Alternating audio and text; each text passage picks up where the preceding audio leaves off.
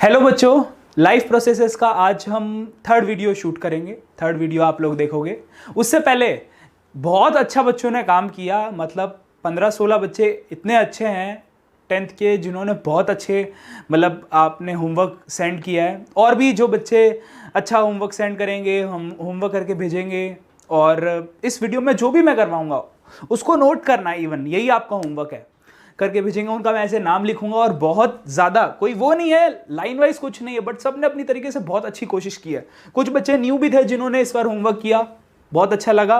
शिल्पी, संदर्भ, जतेन, वंश त्यागी, हर्षिता, ईशान, हर्षित निर्माण, उंजिला, देविक, मान्या, आर्यन, श्रुति रहेजा, अनिकेत, अंशिका, सृष्टि, सौम्या, इन लोगों ने बहुत अच्छा काम किया।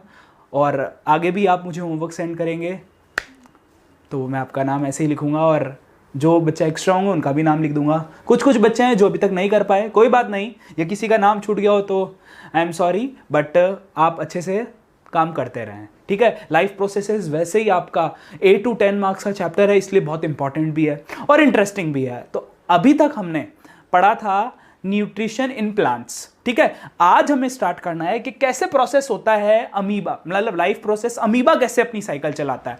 दूसरा हम आज जानेंगे कि एनिमल जो है, मतलब एक इंसान है, ह्यूमन बॉडी है, ह्यूमन बॉडी का मैं आपको बता दूंगा, वैसे ही और एनिमल्स के अंदर भी सेम ऐसा ही प्रोसेस होता है। तो हम लोगों ने क्या जान लिया, प्लांट के बारे में जान चुके हैं, वो आपने वीडियो देखी और उसका होमवर्क वाले ये रहे बच्चे।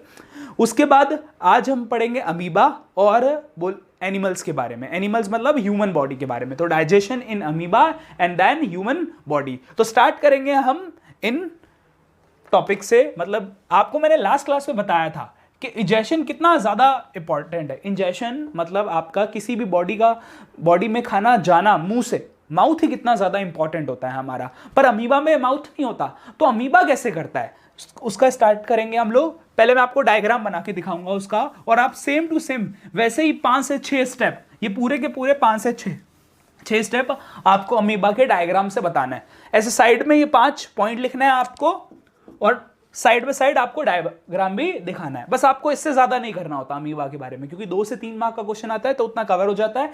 इसको लिखने का आपको 1.5 मार्क मिलता है और 1.5 मार्क आपको डायग्राम बनाने का मिलता है। तो डायग्राम से आपको कैसे समझाना है,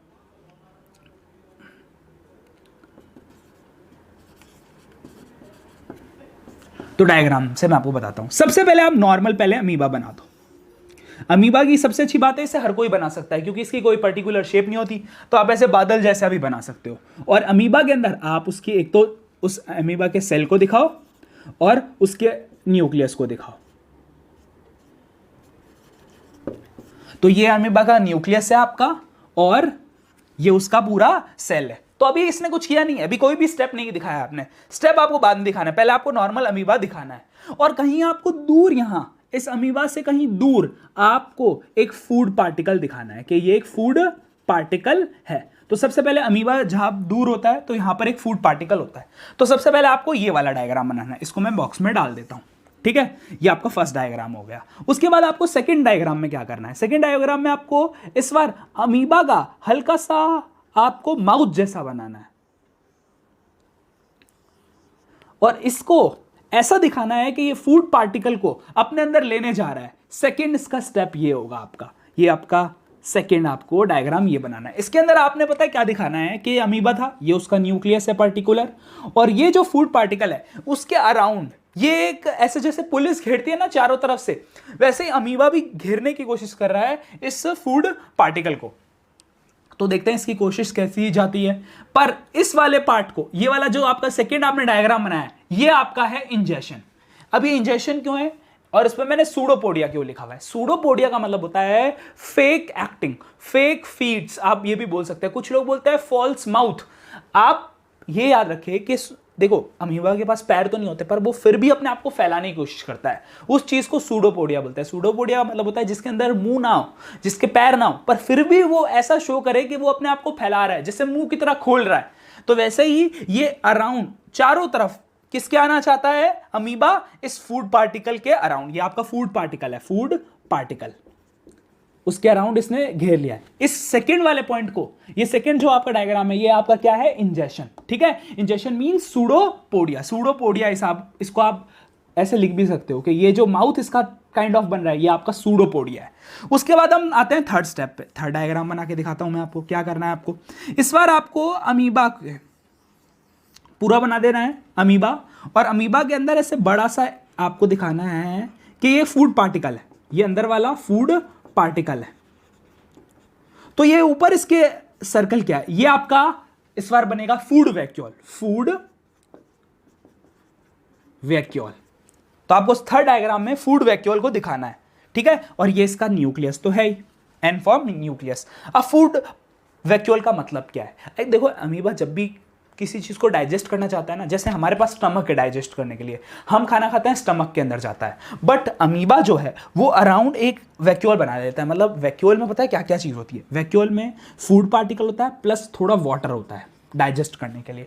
तो अमीबा जब भी, देखो अमीबा रहता वाटर में ही है, तो जब भी क्या करता है फूड पार्टिकल को लेता है, थोड़ा सा पानी और ले लेता है, ठीक है। हमें भी खाना खाने के लिए थोड़ा डाइजेस्ट करने के लिए पानी चाहिए, वैसे ही इस फूड पार्टिकल प्लस वाटर इस वैक्यूल के अंदर है। अब इस वैक्यूल का काम क्या है?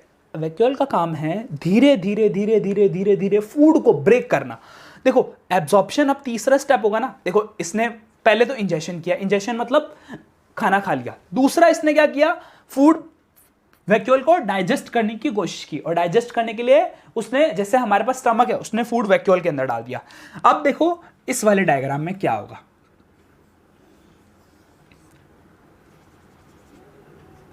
ठीक है। इसमें फोर्थ और फिफ्थ स्टेप दोनों हो जाएंगे, ठीक है। इसमें फोर्थ और फिफ्थ दोनों डायग्राम साथ में बनाना है आपको, जैसे फर्स्ट, सेकंड और ये थर्ड डायग्राम था। फर्स्ट में कोई भी इनमें से पॉइंट नहीं था, सेकंड में इंजेक्शन हुआ, थर्ड डायग्राम में डाइजेशन हुआ, फोर्थ और फिफ्थ मतलब एब्जॉर्प्शन और असेमिलेशन साथ साथ में होता है।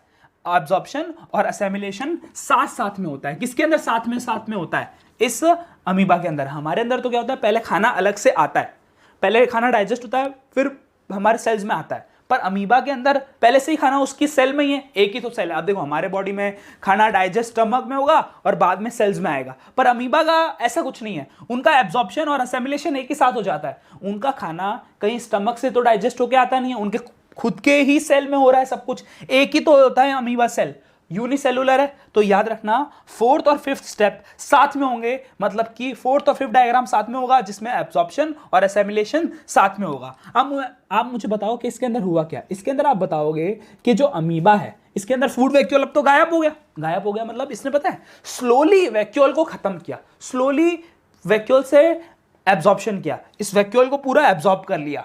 और दूसरा biochemical activities and growth. Amoeba जो है अपने साइज को इंक्रीज कर लेता है। मान लो पहले साइज इसका ये था, तो अब इसका साइज और बढ़ जाएगा, ये बात याद रखना, क्योंकि ये ग्रोथ करता है, तुरंत ग्रोथ करता है। और बायोकेमिकल एक्टिविटीज का मतलब क्या है? बायोकेमिकल एक्टिविटीज का मतलब है, अभी दोबारा हम वर्ड ये और समझेंगे अच्छे से। मैं आपको बता दूं कि होता यह है कि जैसे ही आप उस फूड को डाइजेस्ट करते हो, वो प्रोटीन, फैट इन सब में चेंज होता है, तो वो तुरंत इस सेल को बढ़ा देता है। जब भी हमारी बॉडी में बोलते हैं फैट और प्रोटीन ये सब बन जाता है और उनसे आपका सेल ग्रो कर जाता है, तो उसे हम बोलते हैं बायोकेमिकल एक्टिविटी एंड ग्रोथ। और अब क्या बचा? देखो हमने इंजेक्शन देख लिया, डाइजेशन देख लिया, ये दोनों साथ में देख लिए। अब लास्ट स्टेप में आपको क्या करना है? अमीबा दिखाना है, ठीक है। अमीबा का ये न्यूक्लियस दिखाना है, और अमीबा के ना यहाँ पे थोड़ा सा आपको ऐसे दिखाना है, dot dot dot dot dot dot. ये आपको करना बहुत जरूरी है। देखो इसमें ऐसा कहीं नहीं था। ये आखिरी क्या है? आखिरी चीज है इंजेक्शन। ये तो था इंजेक्शन, फूड को लेना। इंजेक्शन का मतलब होता है फूड को बाहर निकाल देना, फूड को बाहर निकाल देना। कैसे निकाला इसने? ये जो अमीबा का हल्का सा सरफेस है ना, इसमें पोर आता है। पोर मतलब एक छोटा सा छेद। देखो इनके पास अलग से तो है नहीं, जैसे हमारे पास अपना अलग से एक्सक्रीटरी सिस्टम है, किडनी है, ये वो, पर इनके पास ऐसा नहीं है। ये तुरंत जो भी वेस्ट बनता है ना इसके अंदर, पहले तो खाने को एब्जॉर्ब कर लेता है, जो बचा कुचा वेस्ट प्रोडक्ट है उसे बाहर कर देते हैं, ठीक है। और अमीबा मैंने आपको बताया वाटर के अंदर होते हैं। ये बची कुची कुछ लीव्स, बची कुछ भी खाना जिसमें थोड़ी बहुत एनर्जी हो, लीव का एक टुकड़ा भी है जिसमें थोड़ी सी एनर्जी है, उसको भी खा लेते हैं। और जो उसका वेस्ट मटीरियल होता है उसको थोड़ी देर बाद निकाल देते हैं। तो सबसे पहले अमीबा कुछ नहीं कर रहा था, सेकेंड स्टेप में उन्होंने इंजेक्शन किया, थर्ड डायग्राम में उसने एब्जॉर्प्शन किया, सॉरी डाइजेशन किया, फोर्थ और फिफ्थ जो डायग्राम साथ में बनाना है जिसमें एब्जॉर्प्शन और असेमिलेशन साथ में हो जाएंगे, और फिफ्थ जो आपको डायग्राम बनाना है जिसमें इजेशन होगा आपका। तो आप इसे देख लो, एनसीईआरटी आप जो पढ़ोगे ना तो उसमें ये वाला डायग्राम मिसिंग है, ठीक है, तो आप इसको भी थोड़ा सा जरूर बना लेना। एनसीईआरटी में आपको 4 में ही शो कर दिया उन्होंने, ये डायग्राम आपका छोड़ दिया है, तो आप प्लीज उसे बना ले। और याद रखें कि इसमें पोर बनाना आपको जरूर दिखा है, ये देखो मैंने यहाँ पे पोर बनाया है, ये मतलब यहाँ पर कुछ ये सेल कंप्लीट नहीं है। तो ये आपका हुआ पूरा पार्ट अच्छे से अमीबा का, एक बार अच्छे से पूरा बना लेना, first second third fourth fifth diagram, और ये पूरे स्टेप, बस आपका 2 से 3 नंबर का अमीबा का प्रोसेस खत्म हो जाएगा।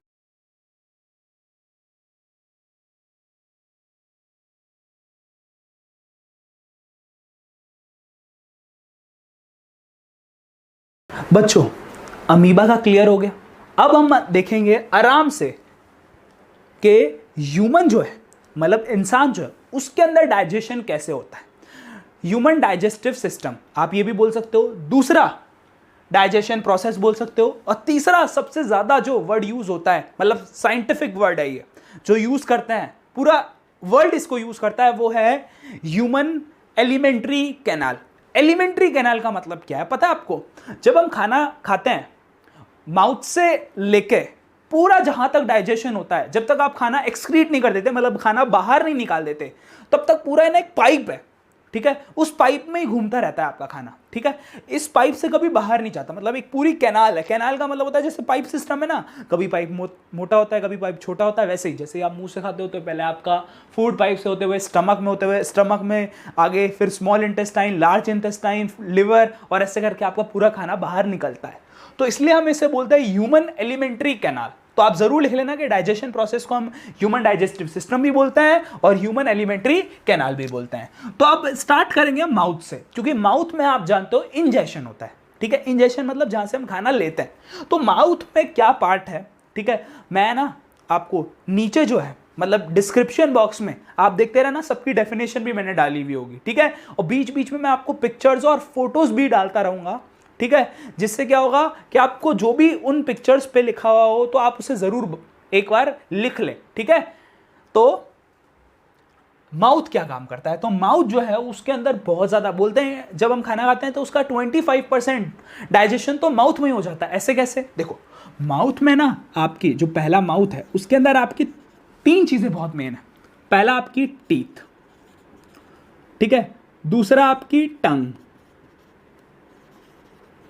और तीसरा आपकी ग्लैंड। कौन सा ग्लैंड? स्लाइवा ग्लैंड या स्लाइवरी ग्लैंड, ठीक है। तो स्लाइवरी ग्लैंड, टंग और टीथ के काम क्या क्या है, ध्यान से देख लो। ये 25% डाइजेशन यही हो जाता है आपके फूड का। टीथ तो आप जानते हो क्या करती है आपकी, आप च्यूइंग करते हो, ग्राइंड करते हो, च्यू करते हो,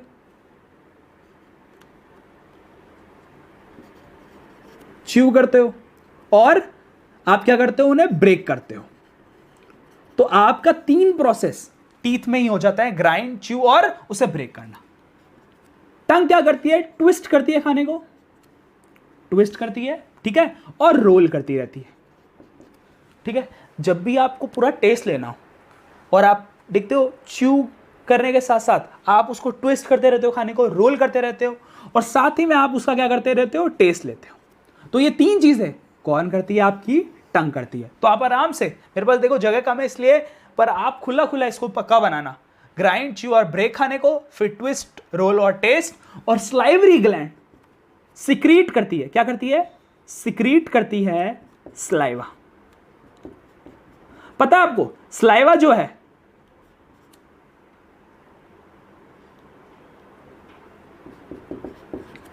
ठीक है, स्लाइवा जो है वो इतना ज्यादा इंपॉर्टेंट है कि उसे एक वर्ड देते हैं साइंस में, अमाइलेज।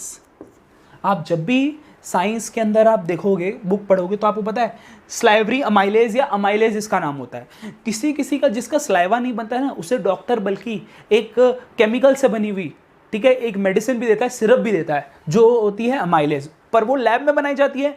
हमारा नेचुरली बहुत ही ज्यादा अमाइलेज प्रोड्यूस होता है।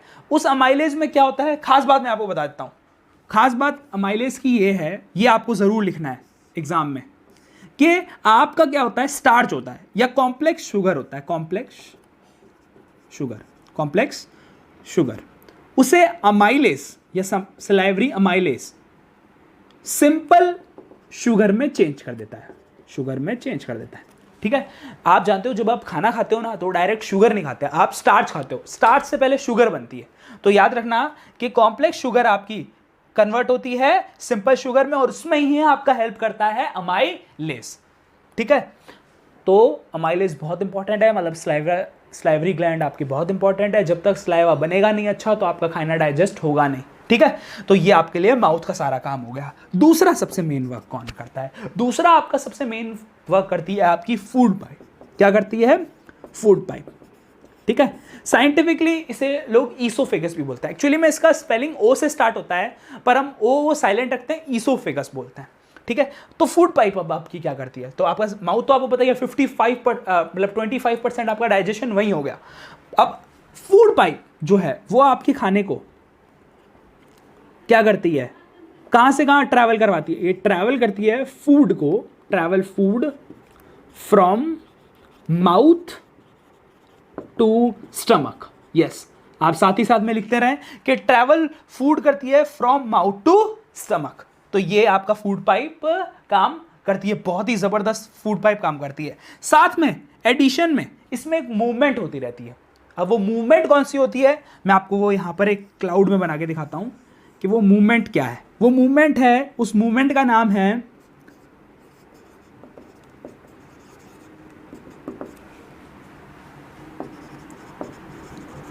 क्या नाम लिखा है मैंने?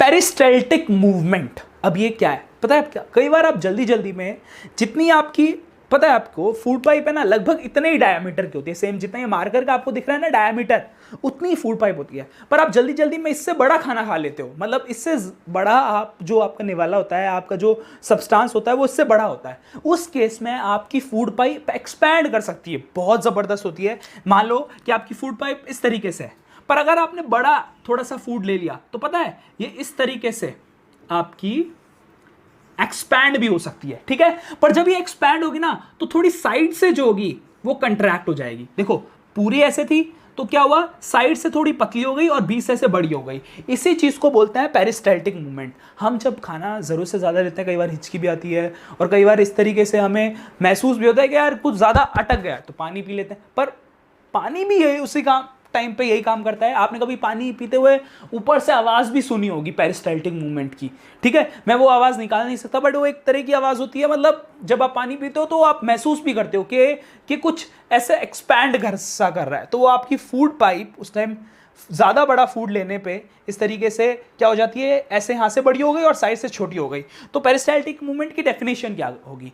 It is the movement inside whole alimentary canal. ये सिर्फ हमारे फूड पाइप में ही नहीं, पूरी एलिमेंट्री कैनाल में होती रहती है, पर सबसे ज्यादा फूड पाइप में होती है यहां पर।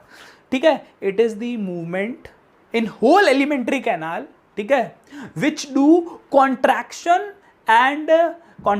And expansion of the muscles of the pipe.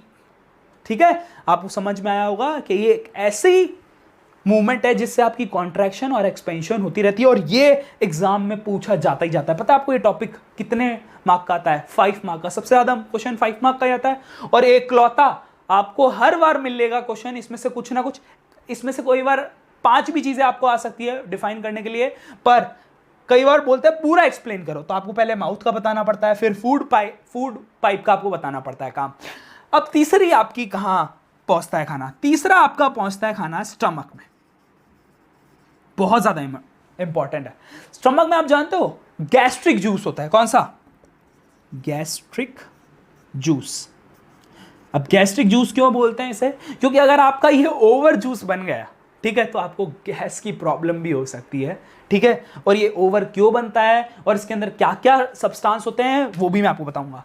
जब भी कोई जूस बनता है ना, उसके अंदर है ना कुछ चीजें मौजूद होती है, उसके अंदर कुछ केमिकल मौजूद होते हैं। जो ये जूस है ना, इसका मतलब है एक केमिकल, एक एंजाइम।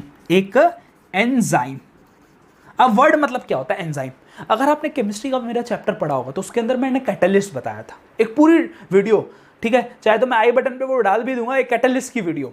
उसके अंदर पता है कैटलिस्ट क्या करता है? कोई भी रिएक्शन को फास्ट करवाने वाला काम होता है। ठीक है, रिएक्शन में अगर आप एक कैटलिस्ट डाल दो ना, रिएक्शन इतनी फास्ट होती है आप सोच भी नहीं सकते।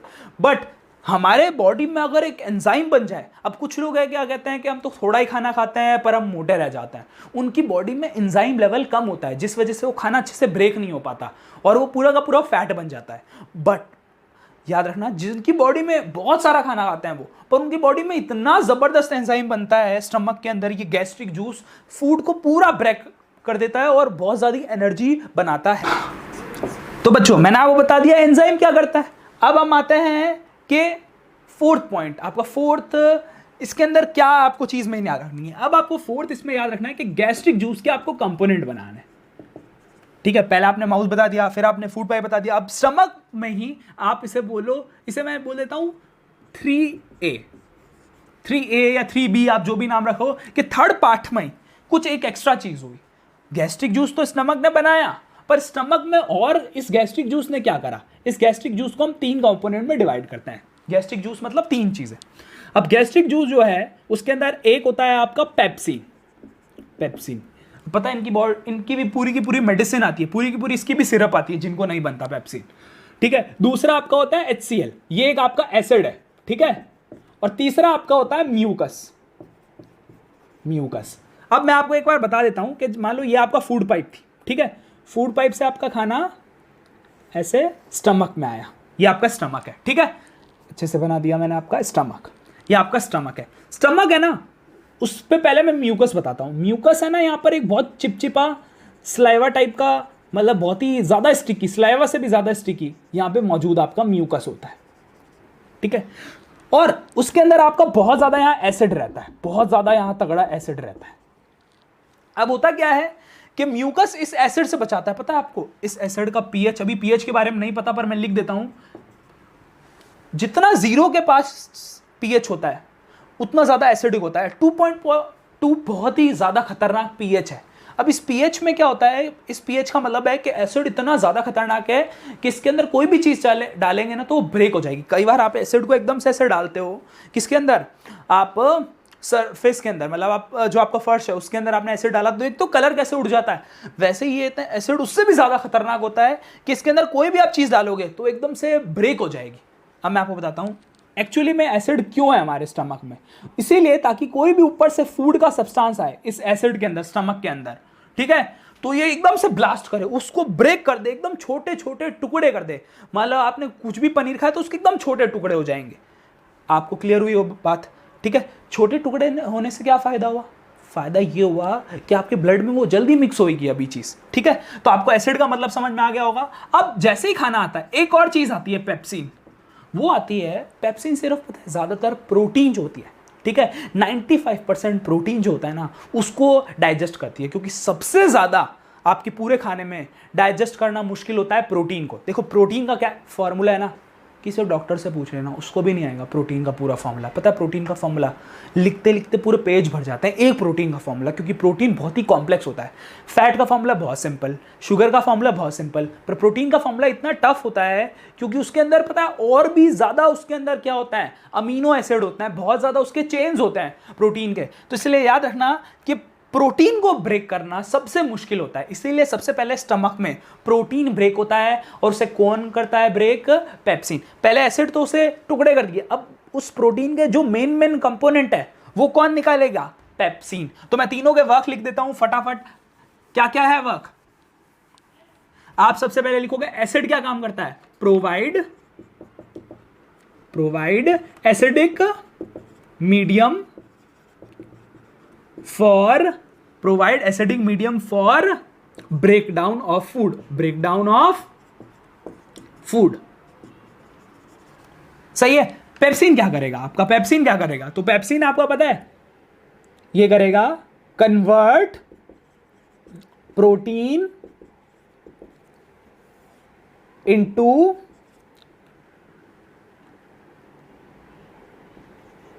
Small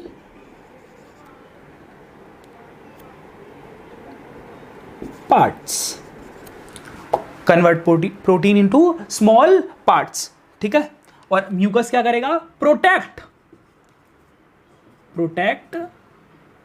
stomach from acid.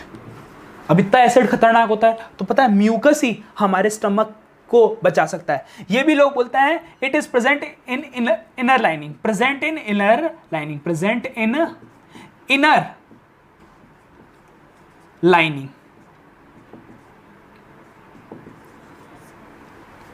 तो इनर लाइनिंग का मतलब क्या है, स्टमक के जो मेन अंदर वाला जो आपकी स्किन होती है ना, उसके अंदर ये मौजूद होता है, उसके अंदर ये प्रेजेंट होता है। तो गैस्ट्रिक जूस के आपको तीनों कंपोनेंट समझ में आ गए होंगे।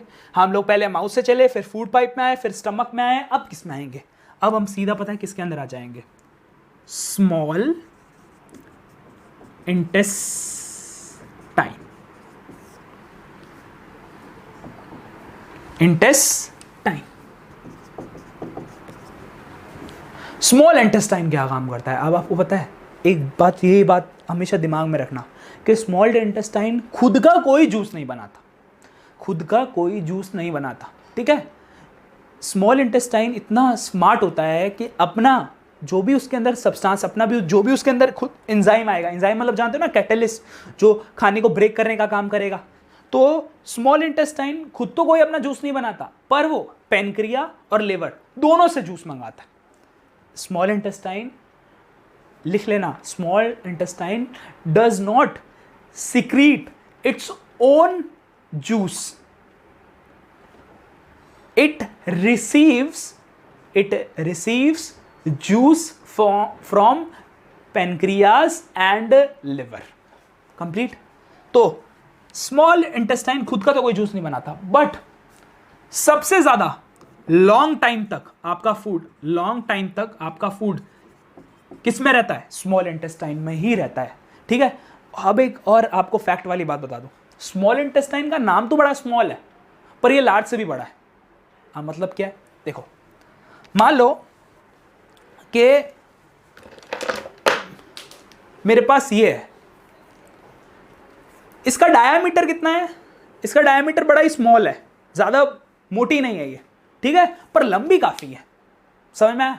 वैसे ही स्मॉल इंटेस्टाइन का डायामीटर तो बहुत छोटा होता है, मतलब ये ऐसे, इसकी मोटाई तो ज्यादा नहीं होती, पर लंबी काफी होती है स्मॉल इंटेस्टाइन, ठीक है। वहीं लार्ज इंटेस्टाइन ज्यादा लंबी नहीं होती, बस ज्यादा मोटी होती है, चौड़ी होती है, समझ में आया? स्मॉल इंटेस्टाइन को स्मॉल इंटेस्टाइन इसलिए बोलते हैं क्योंकि इसका डायमीटर छोटा है, पर असलियत में पता है ये कितने मीटर की होती है? एक बच्चे में 6 मीटर की, पता है? ये सिर्फ 1 मीटर की है, ऐसी 6 मीटर की एक बच्चे में, और अगर एक एडल्ट है उसके अंदर ये हो सकती है 9 मीटर की। अब 9 मीटर की सोच लो, ऐसे आप बना लो 9, इतने 9 लगाओगे तब 9 मीटर की, इतनी बड़ी होती है। तो बोलती है सर ये बाहर क्यों नहीं आ जाती हमारी पेट से? क्योंकि बड़ी छोटी सी होती है ना।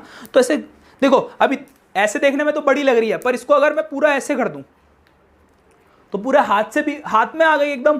क्यों? ऐसे ही आपकी स्मॉल इंटेस्टाइन बिल्कुल ऐसे आपस में क्या होती है, जिगजैग होती है, पूरा आपस में क्या होती है, ये ऐसे होती है, कॉम्प्लेक्स फॉर्म में होती है, काफी मतलब जुड़ी हुई होती है, ठीक है। इस डायग्राम में आप देख सकते हो। तो स्मॉल इंटेस्टाइन, ठीक है, इसमें सबसे ज्यादा खाना क्यों रहता है? क्योंकि सबसे लंबी है ये। क्यों रहता है? क्योंकि ये लंबी है। अब मैं आपको एक क्वेश्चन बता रहा हूं, सबसे पहले बीच में ही आपको एक क्वेश्चन बता रहा हूं। उस क्वेश्चन में आता है कि जो लॉयन है उसके स्मॉल इंटेस्टाइन ज्यादा लंबी नहीं होती, इंसानों की, ठीक है, स्मॉल इंटेस्टाइन ज्यादा लंबी होती है, और जो आपकी काऊ होती है ना उसकी तो और भी लंबी होती है। तो आपको देखो 3 चीजों में आपको बता रहा हूं, ठीक है। सबसे ज्यादा मैंने आपको 3 बातें बताई थी लास्ट वीडियो में कि एक कार्निवोरस होता है, एक ओमनीवोरस होता है और एक हर्बीवोरस होता है, ठीक है। सबसे ज्यादा स्मॉल इंटेस्टाइन बड़ी होती है हर्बीवोरस में, उसके बाद ओमनीवोरस में, और सबसे कम कार्निवोरस में। कार्निवोरस में आप ले लेते हैं लॉयन, हम ओमनीवोरस हैं तो हम ले लेते हैं ह्यूमन, ठीक है, और हर्बीवोरस कौन हो गए? आपके काऊ।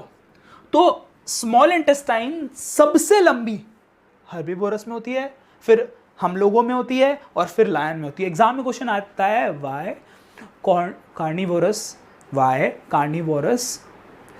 Has small length small intestine. Small length small intestine मतलब बहुत ही छोटी लेंथ की। कैसे है? क्यों होती है? क्योंकि देखो पता है क्या, वो लोग जो भी खाना खाते हैं ना, ठीक है, वो जल्दी डाइजेस्ट होने वाला होता है। वो खाना खाएंगे क्या? मीट खाएंगे। अब मीट जो है वो जल्दी डाइजेस्ट होता है as compare to leafy substance. Leafy मतलब जब भी आप प्लांट प्रोडक्ट खाओगे कोई भी, तो देखो वो ज़्यादा टाइम तक रहेगा। पता है, जब भी एक आप मान लो कि आप पालक खाते हो, ठीक है, पालक आपकी हर्बीवोरस में आ गया, हर्ब्स हो गई, वो आपके बॉडी के अंदर मिनिमम कम से कम 3 दिन मिनिमम लेता है डाइजेस्ट होने के लिए। और पता है इतनी घास फूस खाते हैं हम लोग, घास फूस नहीं पचा सकते, बट काव पचा सकती है, क्योंकि पता है वो घास फूस को 7 दिन तक 8 दिन तक अपने किस में रहती है, स्मॉल इंटेस्टाइन में रखती है। तो आपसे अगर कोई पूछे कि स्मॉल इंटेस्टाइन किसका लंबा होता है, तो आप बोलोगे काव वगैरह इन सब का बहुत लंबा होता है, क्योंकि ये सब पेड़ पौधे खाती हैं और पेड़ पौधे में होता है सेलुलोज। सेलुलोज हम लोग डाइजेस्ट नहीं कर सकते, हम लोग उल्टी कर देंगे। हम क्या सारे प्लांट खा सकते हैं, सारी लीव्स खा सकते हैं, कुछ कुछ खाते हैं जिनके अंदर ज़्यादा सेलुलोज नहीं होता, जिनके अंदर ज़्यादा सेल वॉल नहीं होती। सेल वॉल सिर्फ कौन पचा सकते हैं, हर्बीवोरस, इसलिए उनकी इंटेस्टाइन इतनी लंबी होती है, हमारी 9 मीटर होती है ना, उनकी 27 मीटर से भी ऊपर चली जाती है, हमसे भी 3 गुना ज़्यादा। हमारी 9 मीटर और 2-3 मीटर पता है किसकी होती है, आपकी लायन की, क्योंकि वो तो मीट खाता है, वो तो हब्स खाता ही नहीं, और हब्स को पचने में टाइम लगता है, मीट को पचने में ज़्यादा टाइम नहीं लगता।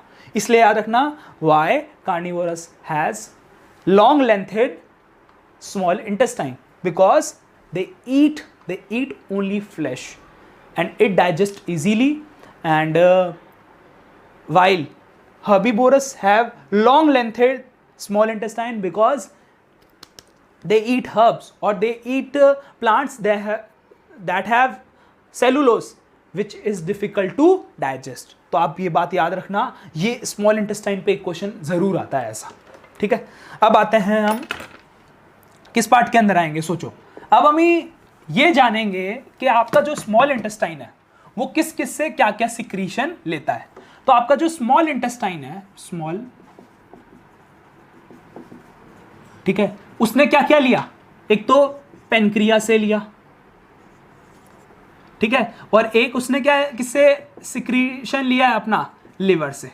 इसने 2 चीजों से अपना रिसीव किया है सिक्रीशन, ठीक है। इसके पास खुद का, स्मॉल इंटेस्टाइन के पास कोई, जैसे स्टमक का खुद का गैस्ट्रिक जूस बनाना था, इसके पास पेनक्रिया और लिवर से आना होता है। वो देख लो क्या आता है और उससे होता क्या है वो देखो, और उसके बाद लास्ट हम आएंगे लार्ज इंटेस्टाइन और रेक्टम के ऊपर। तो फटाफट मैं इसको पुराने को मिटा देता हूँ, एक बार आप प्लीज अच्छे से इसे देख लो, ठीक है, कि आपको इसे नोट करना है, क्लियर है। तो बच्चों सबसे इंपॉर्टेंट चीज पे आ गए, जो है पेनक्रिएटिक जूस, लिवर और फंक्शन ऑफ विली। इन तीनों को आप ध्यान से लिखते भी रहना और समझते भी रहना, ठीक है। पहले आप अच्छे से समझ लो कि पेनक्रिएटिक जूस करता क्या है। अगर आप समझ गए ना कि पेनक्रिया ये स्मॉल इंटेस्टाइन में अपना जूस भेजती है, ठीक है, खुद कुछ नहीं करती, ये अपना जूस स्मॉल इंटेस्टाइन में भेजती है, क्योंकि वहां खाना बहुत देर तक रहेगा। तो इसके अंदर ये अपनी 3 चीजों के लिए जानी जाती है, ये अपनी 3 चीजों के लिए जानी जाती है। एक तो आपने इंसुलिन का नाम सुना होगा, इंसुलिन आप जानते हो, ये हमारी बॉडी में से शुगर लेवल को कम करता है, ठीक है, पर ये एक हार्मोन है, ये एक हार्मोन है। तो हार्मोन जो होता है ना, ठीक है, वो खाने के बाद काम करता है, इसलिए इस पार्ट को अभी हम नहीं लेंगे, इंसुलिन को अभी के लिए नहीं लेंगे, क्योंकि अभी नेक्स्ट चैप्टर में बहुत इंपॉर्टेंट है, कंट्रोल एंड कोऑर्डिनेशन में बता दिया कि मैंने पेनक्रियाटिक एक हार्मोन भी बनाती है, पर 2 एंजाइम बनाती है। एक होता है ट्रिप्सिन, एक होता है आपका ट्रिप्सिन, और एक होता है लिपेज।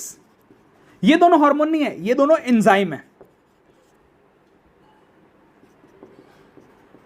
ये दोनों एंजाइम है आपके। एंजाइम मतलब जानते हो, वो चीज, वो केमिकल जो आपका डाइजेशन में हेल्प करेगा, फूड को और जल्दी जल्दी डाइजेस्ट करेगा।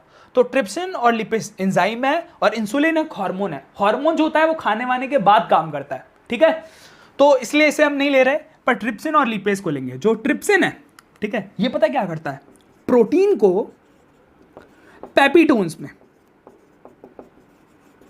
ठीक है, पेपिटोन्स में, ठीक है, पेप्टोन्स भी बोलते हैं कुछ लोग, सिर्फ पेप्टोन्स में चेंज करता है। मतलब प्रोटीन जो मैंने बताया था ना, बड़ा मॉलिक्यूल है, जो स्टमक में अभी तक डाइजेस्ट नहीं हुआ, कुछ प्रोटीन बच गया है, उसको ये छोटे छोटे छोटे छोटे पेपिटोन्स में चेंज करता है। पेपिटोन्स का मतलब होता है कि प्रोटीन से क्या बना लेना, अमीनो एसिड बना लेना। अमीनो एसिड क्या करते हैं, आपको यही एक प्रोटीन में पता है आपको 16-17 टाइप के अमीनो एसिड निकलते हैं। कुछ एसेंशियल होते हैं, कुछ ज़रूरी होते हैं, कुछ बॉडी वेस्ट कर देती है उनको, बट क्या होती है, उसी से muscles growth, mind development, height और आपकी क्या बोलते हैं बोन्स का बनना होता है। तो इसीलिए याद रखना कि ट्रिप्सिन जो होता है वो प्रोटीन को पेप्टोन्स में कन्वर्ट करता है। अब ये क्या करता है, लिपेज, ये पता है क्या करता है, फैट को लिपिड में चेंज करता है। लिपिड क्या होता है? लिपिड क्या होता है? आप लोगों ने लिपिड, देखो इसका नाम भी लिपेज है। लिपिड का मतलब यहां पर ये है, आप लोगों ने ग्लिसरीन सुना होगा, वैसे ही आप फैट से ग्लो आता है। फैट लोगों में आपने देखा होगा बड़े चबी से होते हैं, बड़े ग्लॉसी से होते हैं, क्योंकि उनके अंदर है ना एक चीज होती है फैटी एसिड, ठीक है, और ग्लिसरॉल।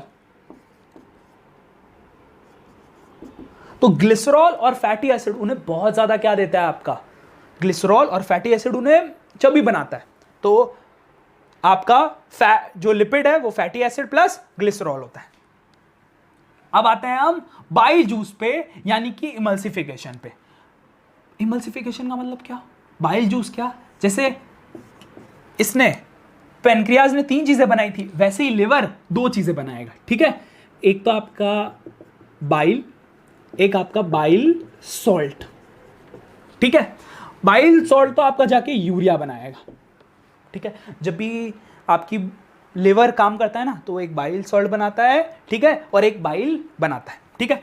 ये दोनों ही हमारे लिवर के नीचे एक ब्लैडर होता है, उसके अंदर स्टोर हो जाता है। लिवर आपका काम करता रहता है और उसके पास एक अपना स्टोरेज हाउस होता है जिसे बोलते हैं, ठीक है, गॉल ब्लैडर। उसके अंदर ये स्टोर करता रहता है बाइल जूस को। और बाइल जूस में क्या होता है? बाइल और बाइल सॉल्ट। इसके अंदर तो यूरिया निकलता है। आपने यूरिन में येलो पार्ट देखा है?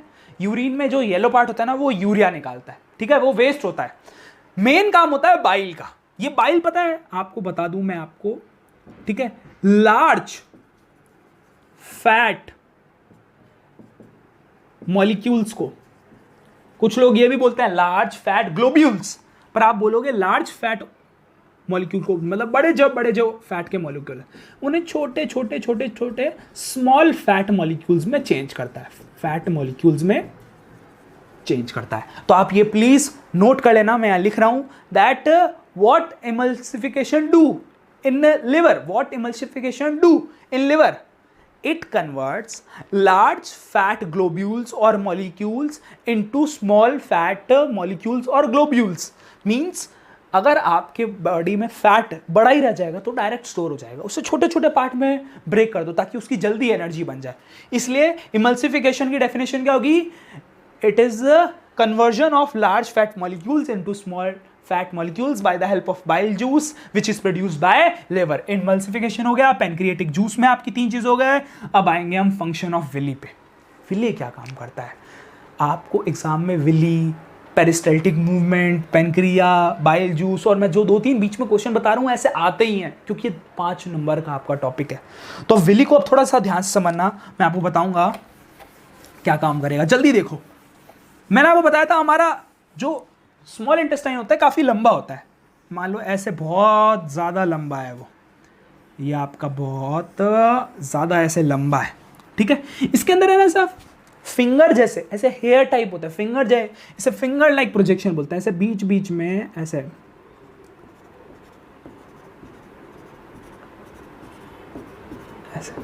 ये ऐसे हिलते रहते हैं प्यार प्यार से, इन्हें हम विली बोलते हैं। विली को आप पढ़ोगे कि फिंगर लाइक प्रोजेक्शन होता है। क्या होता है? फिंगर लाइक प्रोजेक्शन, मतलब फिंगर जैसे दिखने में होता है। अब जैसे ही आपका खाना यहां से गुजरता है ना, फूड कौन सा? डाइजेस्टेड फूड, नॉर्मल फूड नहीं, डाइजेस्टेड। जब फूड अच्छे से डाइजेस्ट हो जाता है तो फूड आपका सबसे ज्यादा फूड कहाँ डाइजेस्ट होता है? स्टमक में नहीं, स्मॉल इंटेस्टाइन में।